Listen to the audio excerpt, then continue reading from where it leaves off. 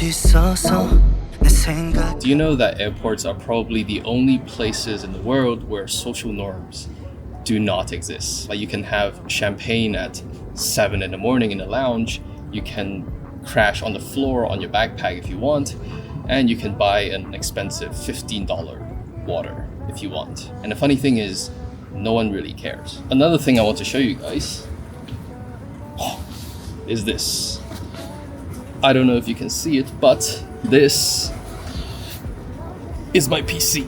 Now, the reason why I am bringing it, as you can see from the title, I am finally moving to Japan. Now, I might not sound very excited. That's because it's too early in the morning and I didn't really get enough sleep last night because I'm trying so hard to find out whether I can actually carry a PC on an airplane. So I called Cathay Pacific, which is the airline I'm flying. I asked them if it's okay to bring a desktop onto a flight. And then they said, yeah, as long as it's not exceeding 8 kilograms, which is the carry-on allowance, then it's probably fine.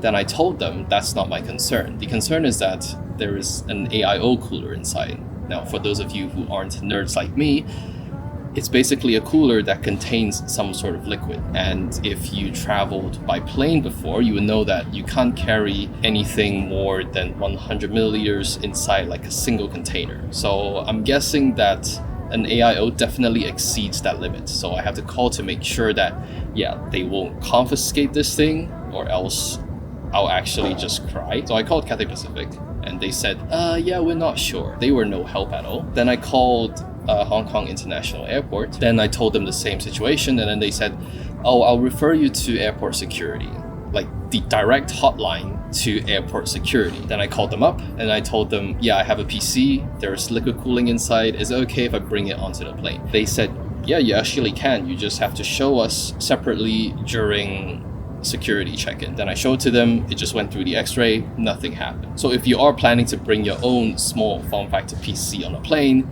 you can. But the more interesting question is, why am I moving to Japan? Long story short, is because I get to work there. Short story long, last year, September 2023, I was fortunate enough to reach out to a car rental owner in Japan. His name is James. He has appeared in quite a lot of my videos. I reached out with the intention of doing a barter collaboration, which means that I get to drive his car. In return, I make a video for him. So it's like an exchange, sort of. He gets the exposure and I get to have fun. And afterwards, I started to attend more of his events. We became a lot more connected business-wise, and now we're just pretty good friends, I would say. Then he decided, yeah, I think it would be probably the right time to actually hire this man. The rest is kind of history. I'm just as nervous as I am excited, but always looking for new adventures. I would have never expected this day to come, even just last year. But so much has happened throughout the years that I'm actually finally getting the chance to move to Japan, live there for the next year, and actually working there is such an amazing thought to have. And that thought is slowly becoming a reality as clock ticks by. Sorry, I forgot to introduce myself. For those of you that are new, welcome. My name is Kyo. I'm currently an onion.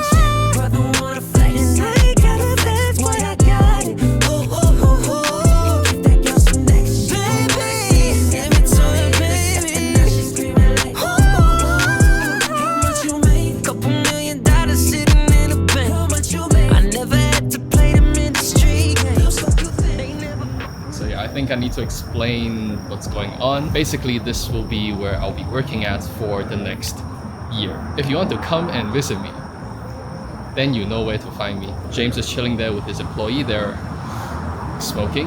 Not my thing, but they do that. It has been one hell of a day. It's a pretty bumpy ride here, but nevertheless, arrived safe and sound. Mom, if you're watching this, hi. Everything is pretty good. I'm about to head out to dinner with James. I know I've been here quite a lot of times already and everything feels very familiar yet very foreign. They gave me a residence card when I went past immigration and everything seems official right now. And I hope that everything goes well and this will be officially a brand new chapter of my life.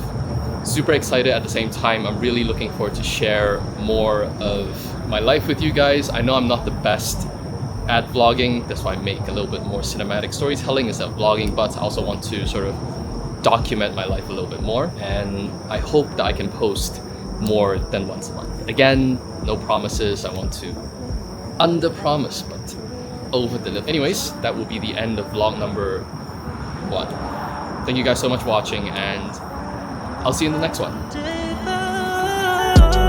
'Cause I love everyone.